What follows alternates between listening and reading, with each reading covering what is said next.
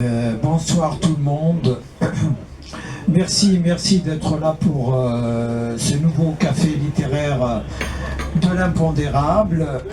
Aujourd'hui, on va traiter un sujet d'une importance certaine, même si parfois on n'ose pas en parler. On va parler de l'amour dans la chanson kabyle à travers un livre de notre ami Arzqi Khawass, alors qui est entre autres docteur de psychosociologie et qui est notre invité aujourd'hui. Alors Arzqi, ici, bienvenue au café littéraire de l'impondérable. مساء الخير في الاول فنرت يوسف في سن وكاكينول سوف رحضة مقارن إدولير سي le sud de la France. On doit شوط قيطاج ميوتي دو فيغارا كسني في لا دوان. Voilà, donc après ce que كنت نير après داكين أدناوين شوية أسخردش في ثايري دي شنة تقبيليت دونك تكتب تاكين غوري مانيو تحجور تاكني قارا دايما كل مرة الصفوة تكتب تاكي تيس أربعة تحجور يدر النوع يدرس النا دونك كل يوم تحجورتيس مرد البغي كل يوم تحجورتيس كني يدري ساكينا تمازيغ تاكينا تقبيليتنا أدفاري أكني لاق الحال دونك سارة ما إني لو ندبوها ساكين ذايني معنا ما إلا كراكي خص هذا سامحهم وهذا غديني مكواشي يخص خاطر كاكي لاق نخدم ما إلا كري لو ندبوها كري دي هذا غديني مدعم مكواشو يتوفهم يلهان غديري. C'est en tout cas, j'attends de votre part aussi ce retour sur les aspects positifs ou négatifs que vous pouvez trouver après lecture ou après l'échange que l'on peut avoir autour de ce livre. Voilà. لاني قارزن أرزقي كني دنمسلان كي كيزقليني ناد وين يتسالون كان خير إذا السنة إلى هذه لين وذرات يارون هذه لين وذرات يارون أكنيت وثال حال ذعني خطر ثورة كان لن تسويلات هاث زيكني ولا شيتن أدنيني ثورة ثيريا كيني ذي لا شانسون كابيل ثلا سيزيك غاسو لما تسعى مزرونينس أطاسي شناين يكشنان ثيريا ذاكيني ماشي غاكودي شنان إقلان ذي كتاب تاكيني كود لي ساكيني أما راك ديني أمشي تختاروا que ce soit les chanteurs que ce soit les chanteuses. وكي ذا مسري ذا مقارن وكي ديجا أيغر تكتب تاكين غير لي ساكين في سايري. Donc Youssef, tu me demandais pourquoi ce travail sur l'amour. Alors, avant de parler peut-être du travail sur l'amour, je vais peut-être parler aussi du travail sur la chanson. Qu'est-ce qui m'a amené à travailler sur la chanson? Je suis en France depuis 44 ans. Je vis avec une femme allemande. Donc la langue kabyle, c'est grâce à la chanson que je la maintiens encore vivante. La chanson, je vais donner une expression en langue kabyle que je vais traduire après.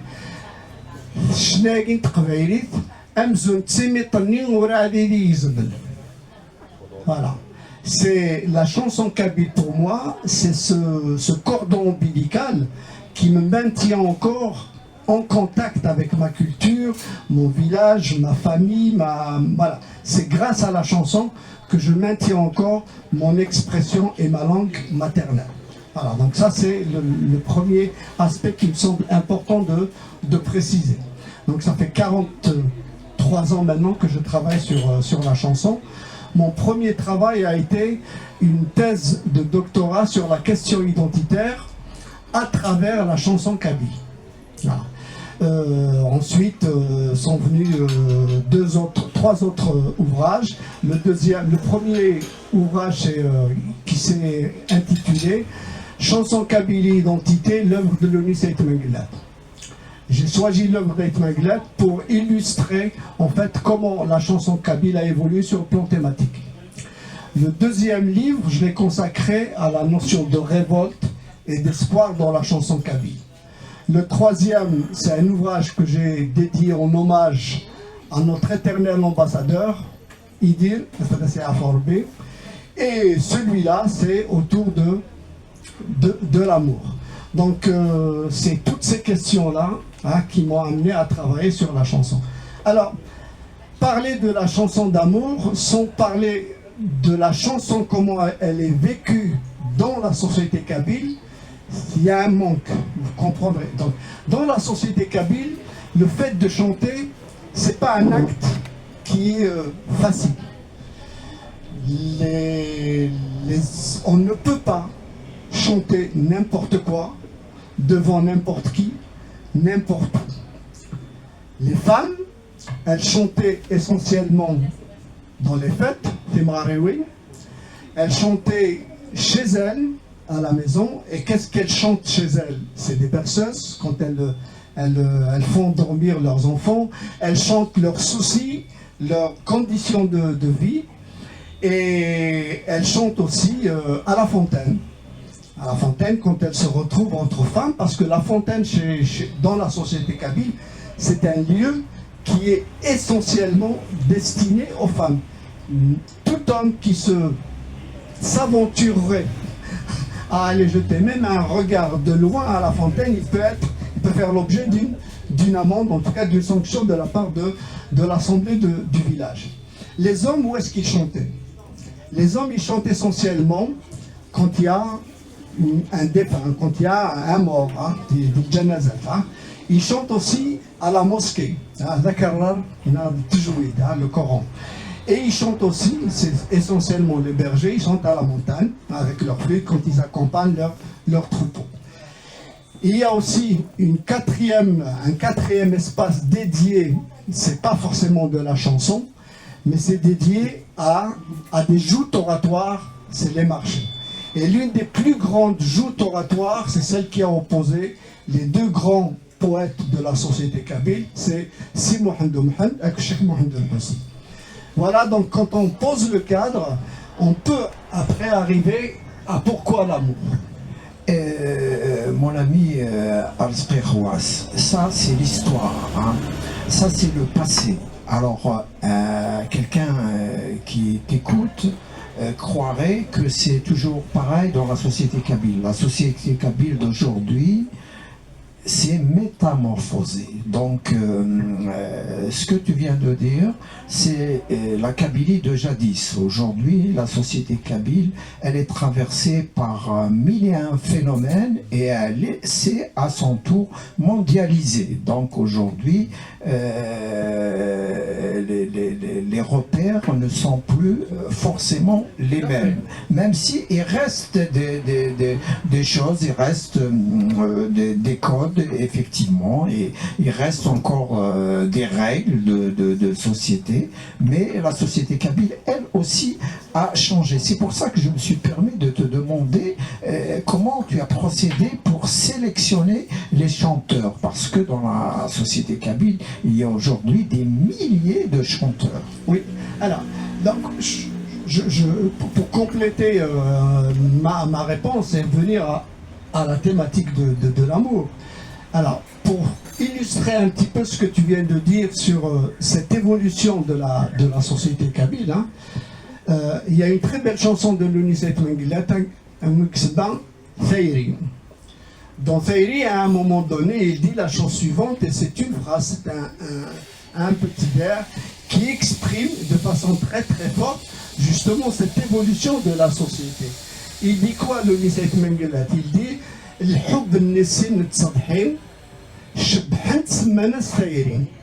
l'amour dont on avait honte au passé, aujourd'hui on l'a embelli et on lui a donné le nom de Thaïri. Donc c'est voir cette évolution-là en une strophe de Louni Saït Menglat, elle nous montre comment la société kabyle effectivement elle a évolué. mais elle a évolué. Quand on reprend un petit peu, ça fait partie aussi des choses qui sont dans l'ouvrage. Je reprends un petit peu comment la chanson kabyle a évolué sur le plan thématique. Maintenant, pour aller au fond de ta question, il m'a été très difficile de sélectionner des chansons d'amour. Parce qu'il y en a plein. Je ne vous cache pas que j'ai dû écouter, c'est un travail de 4-5 ans d'écoute. Il y a des chansons qui n'y sont pas, que j'aurais bien voulu qu'elle y soit. Et il y a d'autres, il y a plein de chanteurs, hein, d'artistes, hommes, femmes, qui n'y sont pas. Et ça fera l'objet d'un deuxième tome qui est en préparation. Et parmi une des questions que l'on s'est toujours posées dans mes discussions avec les amis, quand on parlait de chansons d'amour, on se disait toujours, mais quelle est pour toi la plus belle, ou quelles sont pour toi les 2-3 plus belles chansons d'amour? On n'arrive jamais à se mettre d'accord parce que chacun, comment il perçoit cette chanson d'amour, en fonction de notre vécu, en fonction de notre relation même avec telle ou telle chanson, tel ou tel artiste. Donc le choix a été très difficile. Ce que j'ai essayé de faire pour que ce travail soit le plus représentatif, c'est d'essayer de prendre des artistes de toutes les époques. Voilà. J'ai commencé la première chanson, elle remonte à 1929. C'est un chanteur, c'est le premier à avoir enregistré, qu'on appelle Amar Shkan. Et les derniers qui sont dans le livre, c'est entre autres Noria, parmi les derniers. Voilà, donc le choix méthodologique, ça a été celui-là, prendre parmi les anciens et prendre parmi la génération des années 60-70, hein, et les nouvelles générations. Tout ça aussi pour symboliser ce que tu viens de dire, que la société kabyle a évolué. Voilà. Et elle a évolué aussi grâce à un phénomène que l'on a connu, c'est ce que j'écris souvent dans mes écrits, la chanson kabyle, elle a été portée par l'immigration aussi. C'est grâce aussi à l'immigration qu'on a connu les grands artistes, tous les artistes de renom kabyle, ceux qui ont fait, ils ont vu leur aura, hein, se développer et croître essentiellement grâce à l'immigration. Alors, dans ton livre, Arskhir, il y a aussi des biographies des artistes. Alors, comment est-ce que tu as travaillé pour retrouver un peu le parcours des uns et des autres? Est-ce que tu t'es aidé de la presse, des journaux, ou bien c'est d'autres recherches? Alors, il y a plusieurs aspects. Je me suis inspiré de deux grands écrits. Le premier qui a été fait de ce côté-là, c'est celui qui a été fait par les deux frères Hchlef. Voilà, anthologie de la musique orientale. Et dans cette anthologie, ils ont réservé un aspect qui est important à la chanson kabyle. Voilà. Il y a un autre ouvrage qui a été consacré notamment à tous les auteurs, tous les artistes kabyles. Il y a des biographies. Je me suis inspiré aussi des articles de presse, de ce que je connais moi, aussi un tout petit peu des uns et des autres. Il y a des biographies qui sont plus étoffées que d'autres. Absolument. Il faut le signaler aussi, tu donnes les textes en langue kabyle et avec des traductions, ce qui est une bonne chose aussi. Alors, là aussi, comme j'ai dit en introduction, mon kabyle n'est pas comme celui que j'aurais voulu avoir, hein, malheureusement. Et du coup, pour traduire parfois le sens profond de telle ou telle chanson, c'est pas évident. Et j'aime toujours dire la chose suivante, c'est traduire, c'est trahir. Voilà, c'est un travail qui est très difficile, hein, de traduire d'une langue à une autre, surtout d'une langue qu'on ne maîtrise pas. En tout cas, modestement, je dis que je ne maîtrise pas comme beaucoup la langue kabyle. C'est pas pour me dédouaner, mais c'est une réalité. Je préfère que les choses soient dites. Voilà. Alors, ton livre, dernière question avant de passer la parole à nos amis dans la salle, ton livre est publié en Algérie à compte d'auteur. Est-ce qu'il y a possibilité qu'il soit publié en France? Je ne demande que ça. La première maison d'édition qu'il a eue entre les mains, c'est l'Harmattan.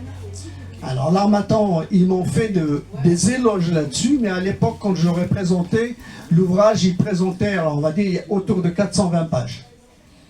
Ils m'ont fait des éloges, mais à la fin, alors est-ce que c'est une façon polie de me dire on ne va pas vous publier? Ils m'ont demandé de le réduire à 180 pages. Alors vous vous rendez compte, donc je passe de 400 et quelques pages à 180. Quel artiste enlevé, quelle chanson enlevée. Déjà, dans le travail de recherche, d'écoute, de transcription, de traduction que j'avais, chaque jour, je me dis, bien, cette chanson, donc j'ai dû, malheureusement, j'ai dû me priver me forcer à ne pas mettre certaines chansons et certains artistes que je compte réserver dans le tome 2 normalement. Tu pourras faire, à mon avis, plusieurs tomes. Hein. Il y a tellement de chanteurs et de qualité, voilà. Donc la parole est à vous, mes amis, pour des questions, des remarques. L'idéal, c'est que les questions soient concises et brèves, mais ça, c'est l'idéal.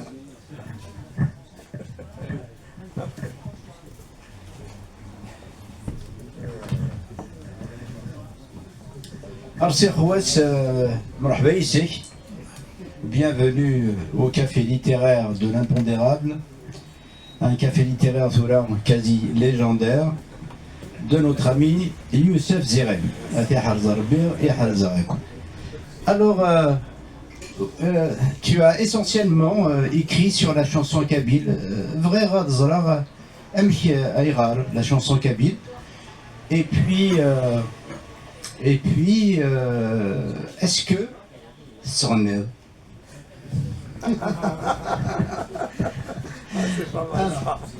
Oui, bien sûr. Encore une ou je réponds une après? Non, tu réponds. Alors,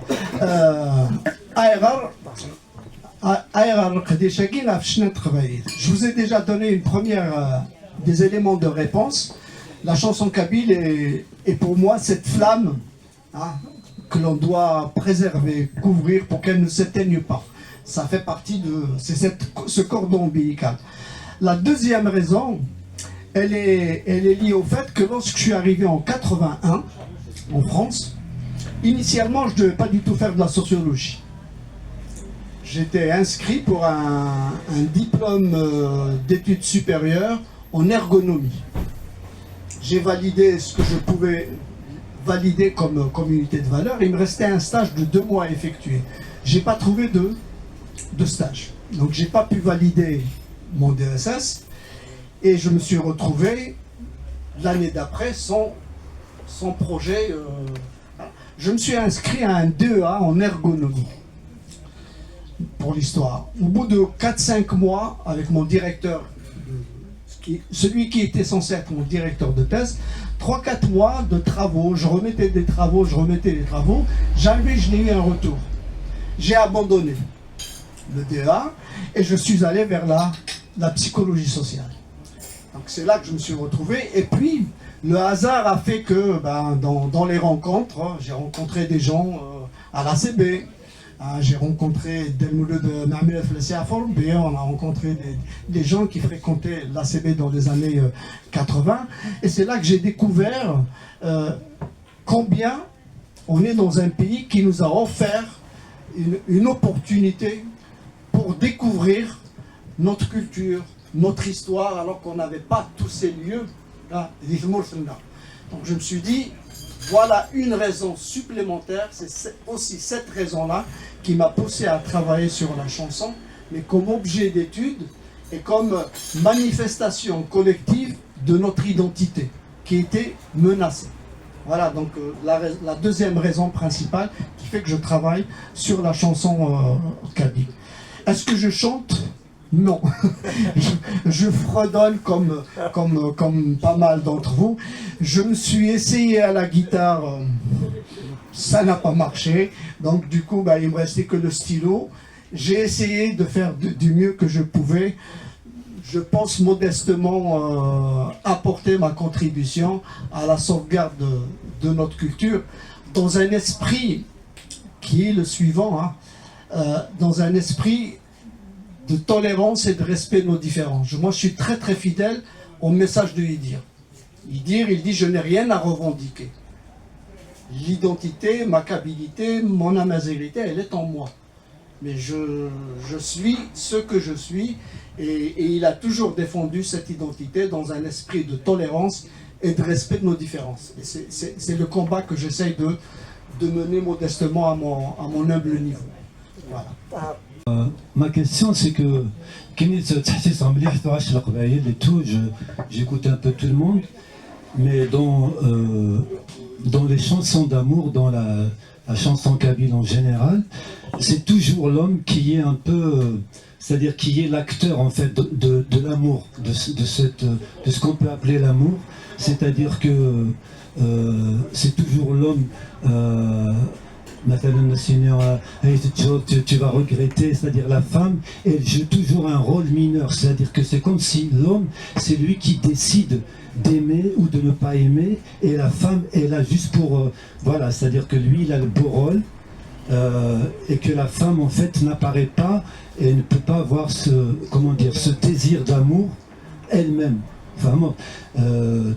Beaucoup de chansons sont comme ça, peut-être arriver jusqu'à Louis Manglet dans la chanson Siqar Uritadja, ne me quitte pas, là où il montre quand même que finalement c'est la femme qui va le quitter et il va en souffrir de cette séparation.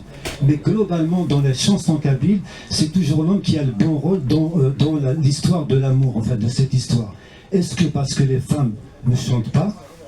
Est-ce que parce qu'il n'y a pas une liberté d'expression féminine, donc elles sont brisées? Ou alors l'amour dans la société kabyle, voilà, c'est un terrain de l'homme uniquement, et que la femme doit subir le désirata sentimental de l'homme. Voilà.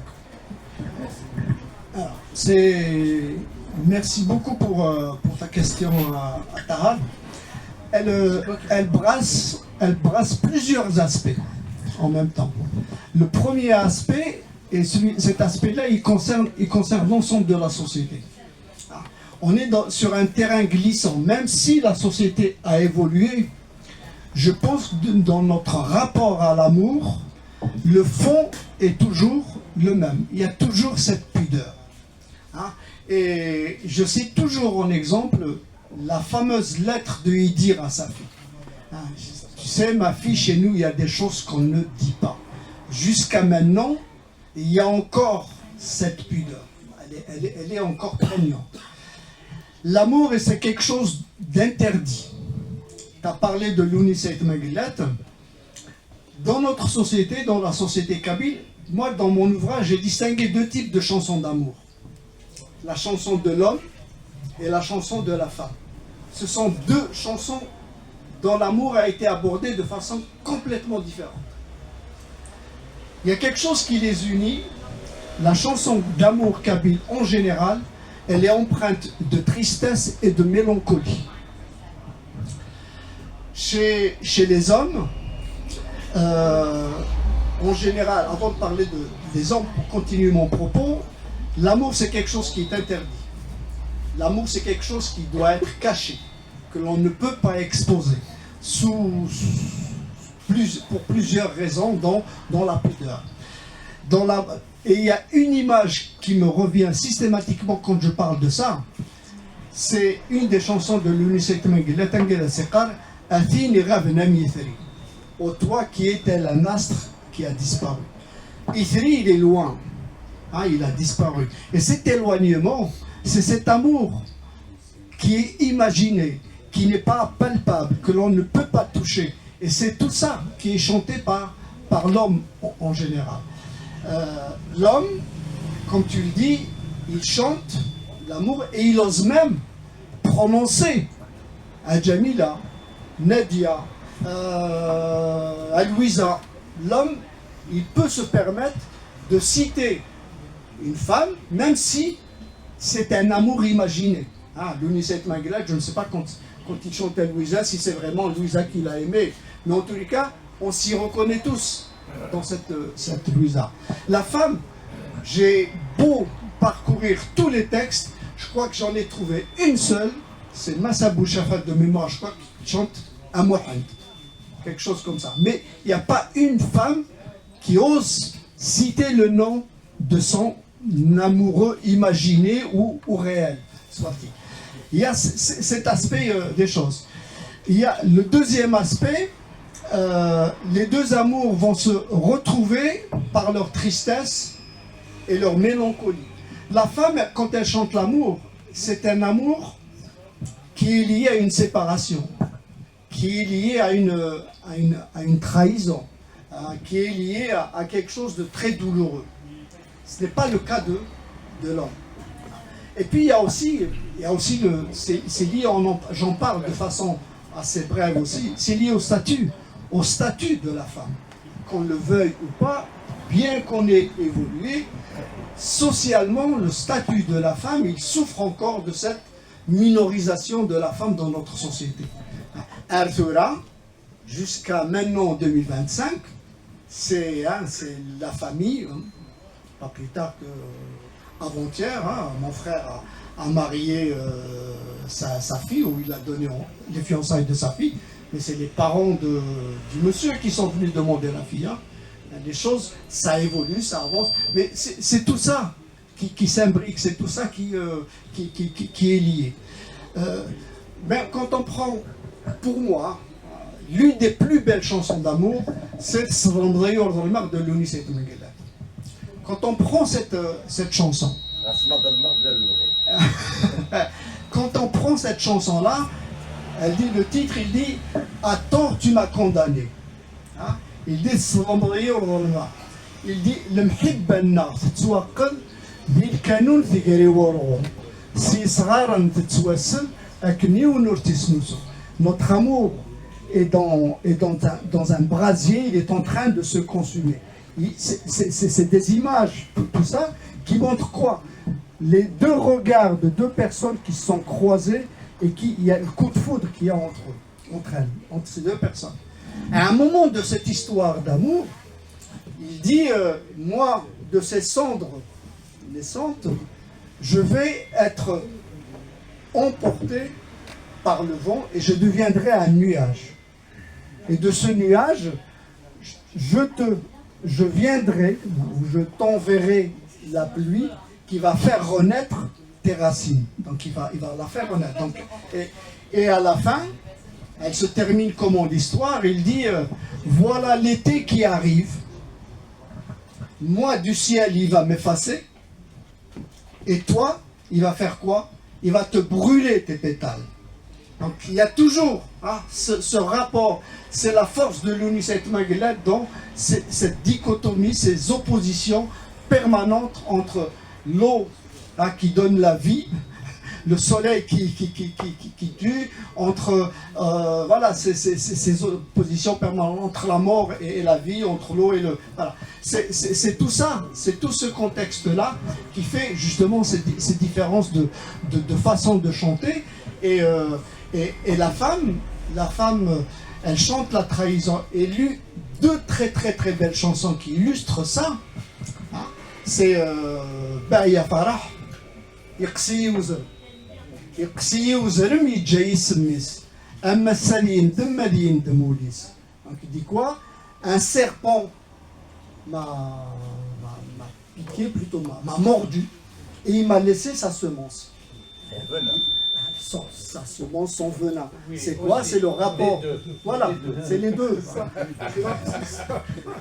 Alors, quand on veut être respectueux un petit peu des sensibilités des uns et des autres, je parle de semences, mais voilà, on imagine ce qui peut voilà, l'idée c'est celle-là. Voilà, donc, et c'est cette trahison. Malika Domran, qu'est-ce qu'elle dit, Malika Domran? Elle dit Fkirak Soraw, Madhoulouri Diara. Faki Tsannoumi, Machid al-Hamala. D'autres artistes en réponse, en écho à cette première chanson, elle dit « Je t'ai donné mon corps, mais je t'ai pas donné mon amour. » C'est toutes ces blessures-là que la femme raconte et chante.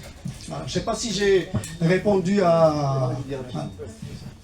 Est-ce qu'il y a une évolution au niveau du texte, de la chanson, par justement ces différents médias? Parce qu'avant, il y avait Ourer, c'est donc les lieux de rencontre entre femmes, c'était assez clos, la fontaine aussi.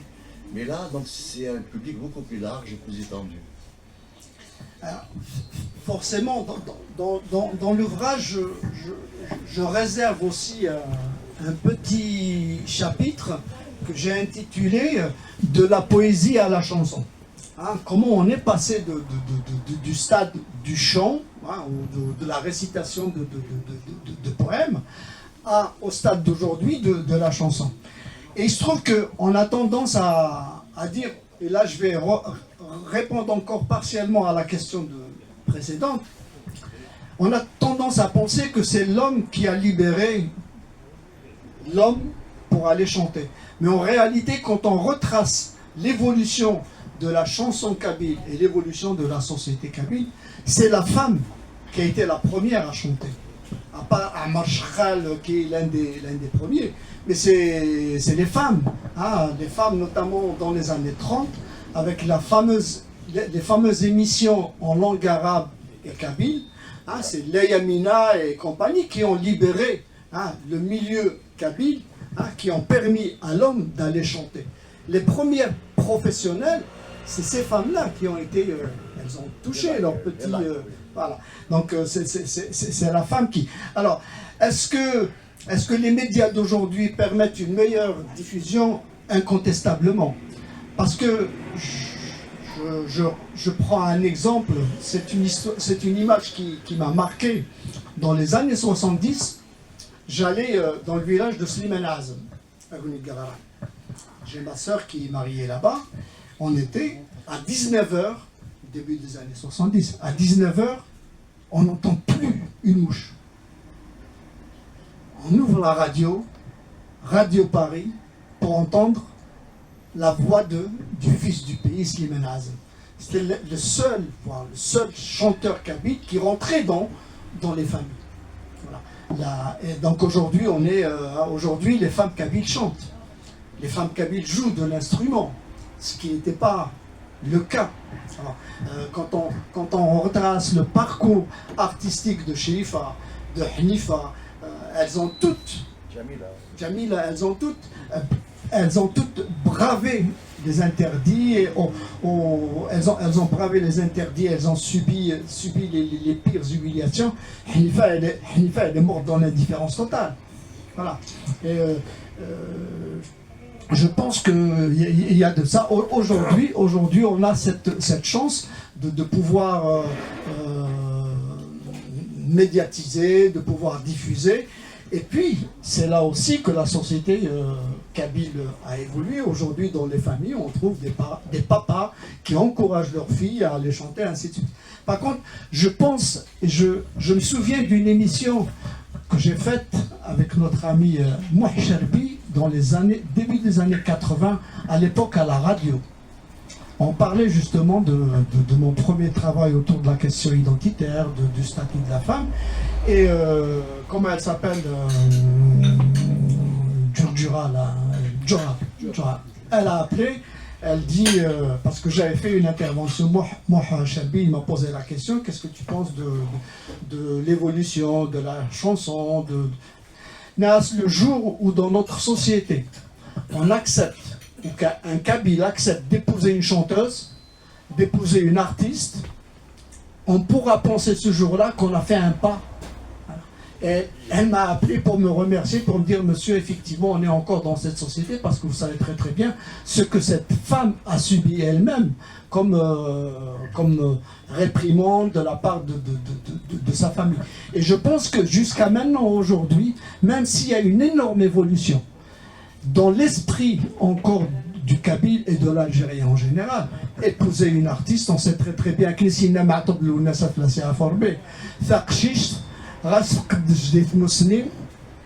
elle n'est pas accepter si elle sort. Je crois qu'il faut nuancer nos propos. Hein. Encore une fois, je vais me redire. Hein. La société a vertigineusement changé. Aujourd'hui, dans bien des villages de Kabylie, être chanteuse est un grand honneur. Donc, oui. Alors, j'ai une petite phrase pour mon ami Tahar.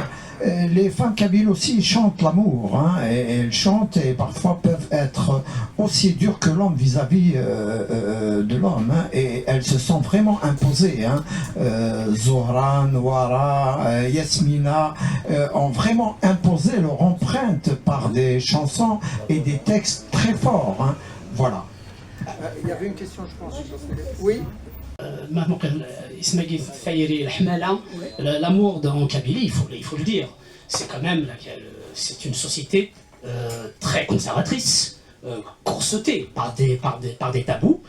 Les seuls qui ont peut-être transgressé ça,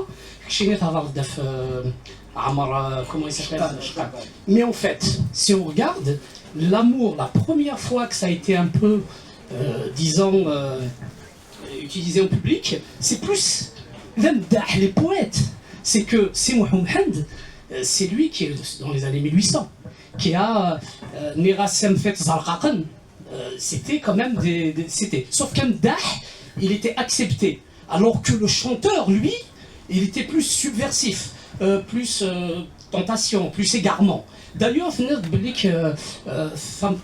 personne à l'époque, plus maintenant, heureusement, ne pouvait pas se marier s'il était chanteuse. Mais y compris les hommes. C'était rare, c'est pour un chanteur, parce qu'un chanteur, oui, voilà, c'est de la subversion, c'est de l'égarement. Donc, pour dire que finalement, l'amour en Kabylie, maintenant, et heureusement qu'on a beaucoup changé, évolué sur cette question. En fait, l'amour était absent. Il était absent. Il était complètement absent. Juste un exemple que j'ai vécu, comme c'est Aït Manguillet quand même qui a, on va dire, peut-être démocratisé la chanson L'amour. C'est Youth Oulfma. Pour écouter Aït Manguillet, elle surveillait si dès qu'il rentrait, elle fermait la radio. Parce qu'ils l'engueulaient. Ils l'engueulaient. Alors que lui, qui jouait de la guitare, il passait son temps à chanter avec Manguillet, bien sûr. Voilà, ça c'est bon, dans les années 70, hein, j'avais 5-6 ans. Et le deuxième témoignage, Nadala Flafa, Minkini, les meilleures chansons d'amour, c'est celles quand on assistait au Ourer. Et Ourer, on était enfant ou même adolescent, on avait l'occasion d'assister. Enfin, on pouvait dans les places réservées aux femmes exclusivement, et on avait même ce droit de venir se trémousser à côté. Donc, et on voyait les femmes comment ils s'éclataient. Elles s'éclataient dans la chanson et puis avec leur corps. Et c'était vraiment c'est vraiment peut-être les meilleurs moments que j'ai vécu en tant qu'enfant. Oui. Alors pour aller, oui, ici.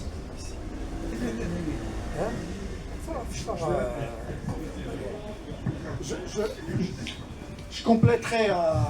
Oui, madame. Oui, bonjour. Est-ce qu'on peut parler d'amour si on ne se bat pas pour? Donc, dans la société kabyle, l'amour est virtuel. Et y compris tous les chanteurs qui l'ont chanté, c'est juste que la poudre aux yeux. Et puis, le seul chanteur que je pourrais, si vous cherchez vraiment, qui est dans ses convictions, il a chanté l'amour, c'est Moussaïd Ouvleïf. Cherchez son histoire, vous allez voir vraiment son histoire avec sa femme et tout ça. Sinon, l'amour, il est juste virtuel dans le milieu kabyle, il n'existe pas. Oh là là. Non mais, tout ça se discute. Et pour aller dans votre sens, vous avez cité Saïd Ouvleïf. Moi, je vous citerai Pardon-moi je vais vous citer Cheikh Al-Hasnaoui. Pour moi, beaucoup. C'est juste une supposition, c'est pas sûr. Non, non. Oui, c'est voilà. Cheikh Al-Hasnaoui, pour moi, c'est le chanteur de l'amour par excellence. Et il a chanté à la place de la femme. Hein? Cheikh Al-Hasnaoui, c'est l'excellence c'est lui. Alors, il y a lui et Amar Shkal. Dans l'ouvrage, je fais des parallèles. Comme je vous dis, les périodes que j'ai prises en considération. Dans ces parallèles que je fais, je prends par exemple Ammar Shkal. Cheikh Al-Hasnaoui, Ammar Shkal, il est plus âgé que Cheikh Al-Hasnaoui. Mais c'est les premiers à avoir chanté l'amour sans filtre, sans tabou. Cheikh Al-Hasnaoui, c'est pas quelque chose que l'on peut écouter dans sa famille. Ammar Shkal, dans sa chanson, la première chanson qu'il a enregistrée, il parle des atours de la femme, des seins de la femme, il est présente comme... voilà. Et puis, la fille, c'est une jeune fille à qui il s'adresse. Elle lui dit la chose suivante, si tu as, parce qu'elle est encore nubile, elle est encore adolescente, elle lui dit, si tu as un remède qui me permette de faire de sorte que mes seins grandissent, hein, mûrissent, je suis prête à consommer ce produit. Cheikh Al-Hasnaoui, tout dans son œuvre, indique que c'est un amour qui est réel. Quand il dit mais avant, qu'est-ce qu'il a chanté ou après? Parce que Cheikh Al-Hasnaoui, la difficulté, c'est qu'on ne peut pas prendre les chansons dans un ordre chronologique. Cheikh Al-Hasnaoui, quand il lui dit Asmin alladhi Gourdan, la abza tabouth. C'est une preuve tangible de l'existence de cette Fatma. Il y a même une légende qui dit, hein, la légende entre guillemets, que le père de Cheikh Al-Hasnaoui aurait demandé en mariage cette fille. Tout le monde pensait qu'il a demandé pour Mouhand, son fils, mais que c'était pour lui. C'est la légende. Voilà. Mais toute l'œuvre de Cheikh Al-Hasnaoui, elle part de cet amour qui est réel. Et Cheikh Al-Hasnaoui, il va même plus loin dans son rapport avec les tabous. Il lui dit, si tu veux vraiment me suivre, allez, vas-y, chiche, on peut aller où tu veux, y compris à la mairie, où on peut faire un acte de mariage et on s'en va. Il n'y a plus de limite, il n'y a plus rien qui les retient. Et dans les nouvelles générations, on a fait un Mouhand Saïd pareil, qui a brisé pas mal de tabous. Et il y a un jeune dans les dernières générations qui s'appelle Zimou. Zimou, dans une de ses chansons, il dit la chose suivante. C'est quoi un khadm al-ajab? Viens, on fera l'inimaginable. Et puis on le fera sans nous cacher. Et qu'il faut que les gens le voient. On est le parallèle entre deux périodes données. Brahim Tayyib, quand il dit c'est ça, je la veux, mes mains la veulent. Voilà, il parle de cette fille. Donc on est dans la transgression totale de ces tabous, tout tombe. Voilà. Et à côté, un autre parallèle, quand on entend Al-Meri, c'est quelque chose qui peut s'écouter. Il y a des images, ça peut s'écouter en famille, quand on écoute Salom Rior dans le bar de Daït Maglet, on peut l'écouter. Quand on peut Ouzoun Taïri de Ma'toub, ça peut s'écouter aujourd'hui. Aujourd'hui, dans les années 60, 50, 70, je ne pense pas. Mais aujourd'hui, effectivement, tout s'écoute, ce qui prouve que la société a effectivement a évolué. Alors moi, je ne peux pas me permettre de juger en bien ou en mal. Là, je pense que chacun... voilà,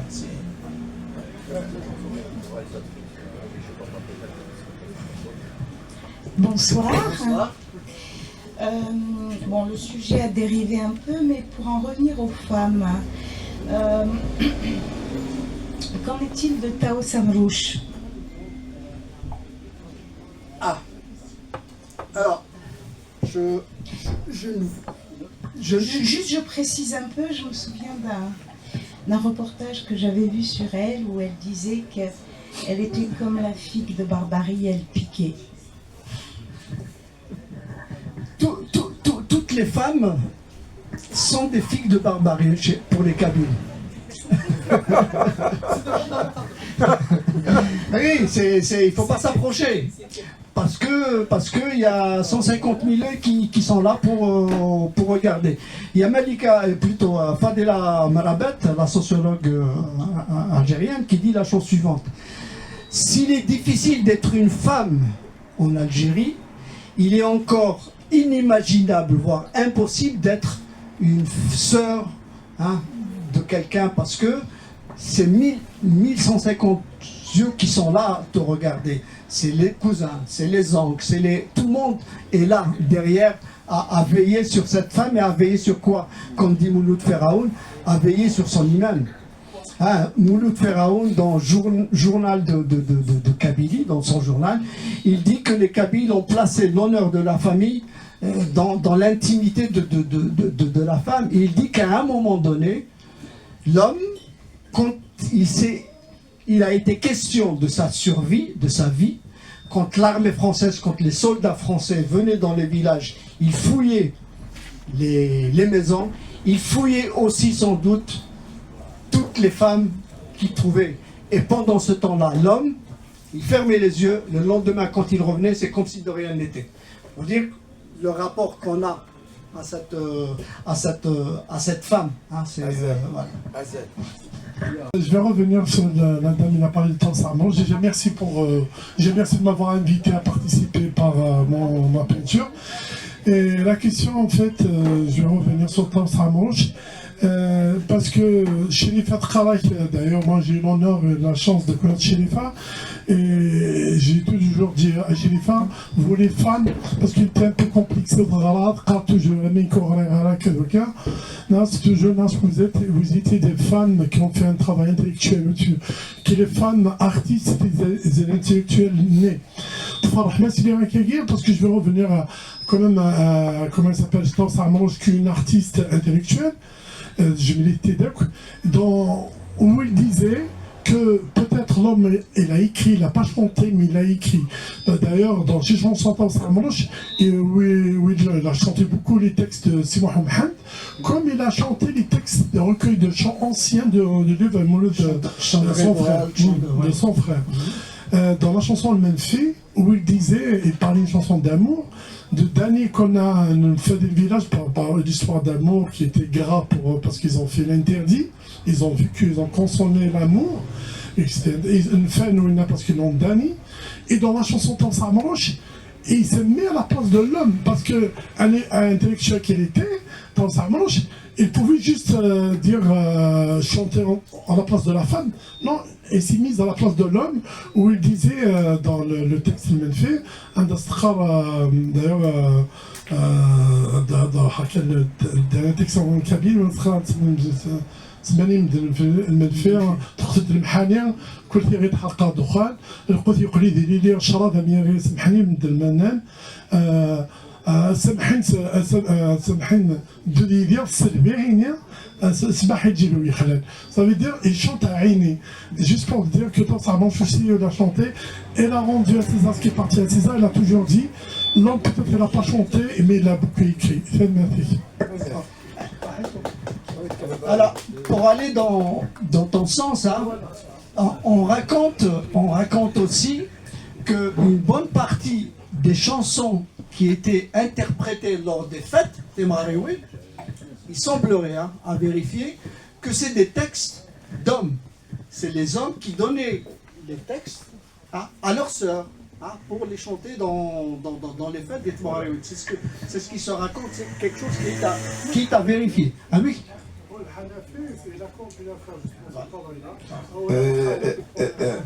Mon ami Arzri, la nuance elle est toujours importante. Il y a eu depuis toujours des femmes qui ont chanté. Alors dans mon village natal, nous avions 3 poétesses. Elles ne sont plus de ce monde, paix à leur âme.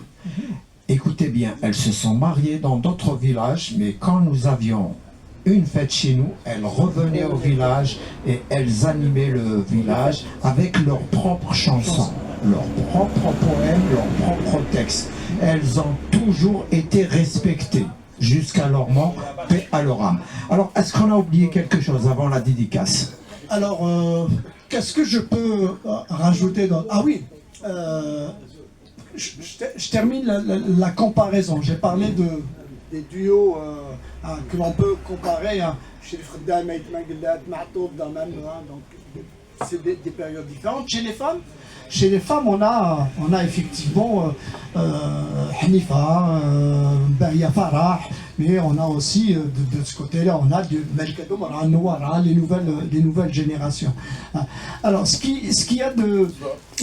que l'on peut aussi rajouter, c'est que il y a un moment donné où ce qui n'existe pas dans la société, c'est la femme. Quand on entend la chanson, Slimane Azem par exemple, il n'a pas chanté l'amour.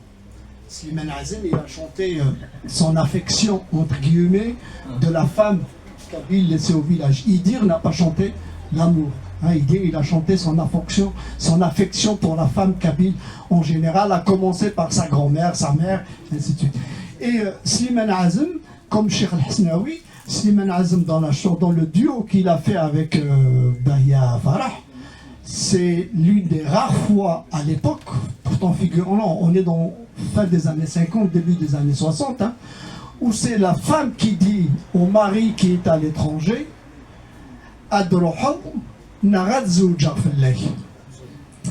là, les tabous, une femme qui dit à son mari ou à son futur mari, tu reviens, sinon je vais me marier, une deuxième fois, que tu ne veux pas, là la société elle est on est en rupture par rapport au code et aux valeurs en vigueur dans la société kabyle. Voilà, j'espère que... On a encore une question. Oui, la dernière. Donc, alors, l'amour dans la chanson kabyle, jusqu'à maintenant, on a parlé de l'amour entre un homme et une femme et un homme, mais l'amour, c'est vaste. Je dirais que dans toutes les chansons kabyles, il y a de l'amour. Slimane Azem a chanté l'amour, l'amour du pays, et puis l'amour aussi de la femme. Atassi Sghrar, c'est une chanson d'amour. Zgant Walni de Gwalniw, c'est une chanson d'amour. Voilà. Babacar. Alors, Babacar, après... Oui. Ah, c'est maintenant que les questions pleurent. Bonsoir et merci de la présentation. Je vais d'abord vous féliciter et vous dire à quel point le travail est important, ce genre de travail-là. Je vous donne un exemple. Il y a juste quelques semaines, j'étais en train d'écouter une chanson à Wolof et il y a un mot que j'entendais depuis que j'étais tout petit et je me suis dit, bon, je vais essayer d'aller voir ce que cela veut dire. Et je suis allé sur Internet, j'ai écrit le mot. Et je tombe sur une thèse qui a été faite par une Sénégalaise ici à l'INALCO en 2021, une thèse sur les chansons féminines lors des mariages et des naissances au Sénégal. Juste pour dire qu'on a l'habitude d'écouter les chansons, mais quand on prend le temps d'écrire, ça reste et ça va servir aux générations à venir. Et la question que j'avais, c'est un peu celle qui est posée tout à l'heure. En réfléchissant sur le thème d'aujourd'hui, je me suis posé la question de savoir de quel amour parle-t-on. Et vous avez répondu à la question, on parle de l'amour entre l'homme et la femme, mais l'amour est plus général, plus global. Il y a l'amour des parents envers les enfants, l'amour fraternel, etc. Toute cette partie-là, l'amour filial, l'amour de la patrie, tout ça, ça existe. Je réserve une partie, j'en parle là, mais le cœur du problème, c'est l'amour entre deux personnes.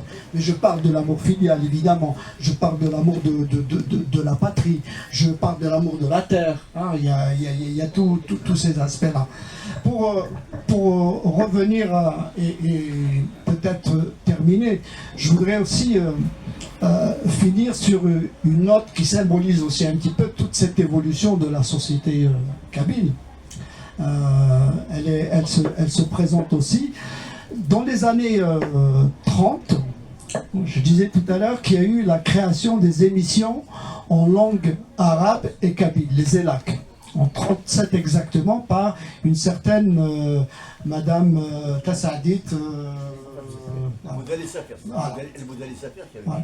Et à cette époque-là, l'émission, elle s'appelait Ourar el-Khalaf. Ourar el-Khalaf, c'est un moment de divertissement qui était accordé aux femmes. Mais à un moment donné, on a changé complètement de titre. L'émission, elle s'appelait Nouvelle Khalaf. Symboliquement, symboliquement, ça montre l'évolution aussi, de mon point de vue, de la société. On passe nouveau, ça veut dire les femmes, elles ont pris leur place dans la société. On est là pour s'exprimer.